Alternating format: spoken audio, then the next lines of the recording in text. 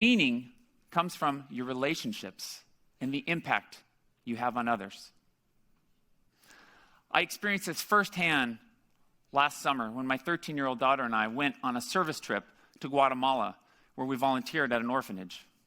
I remember our last day so vividly when the kids saw us, and they came rushing in our direction, like every morning.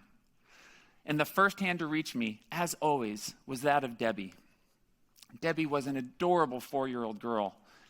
And like with every morning, our routine was Debbie would grab my hand, and she would lead me around the property to smell the flowers. And before we knew it, it was time for me to leave. We had to catch our last bus back into town. I was so sad about leaving Debbie. I wanted to give her something, a token of my affection.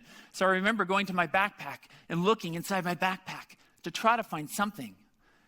And all I found was a penny. And so I went up to Debbie and I said, Debbie, I want you to know how special this time has been with you.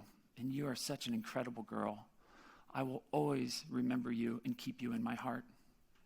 Please take this penny as to represent the amount of caring that I have for you, Debbie. And she took the penny and she gave me a hug of a lifetime. And then with tears in my eyes, I had to go say goodbye to the other children and the other teachers.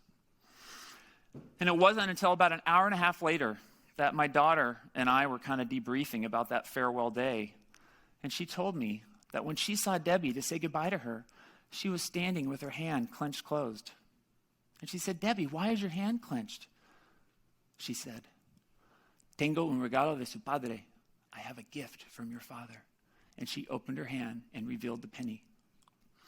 For many Americans, a penny is worthless. It's something we just toss away. Yet for me and Debbie, this penny was so valuable because it represented the meaning behind our connection. And when there is meaning, there is value. So where do you find meaning and what do you value? The choices you make every day around money and how you spend your time should be a direct reflection of your values.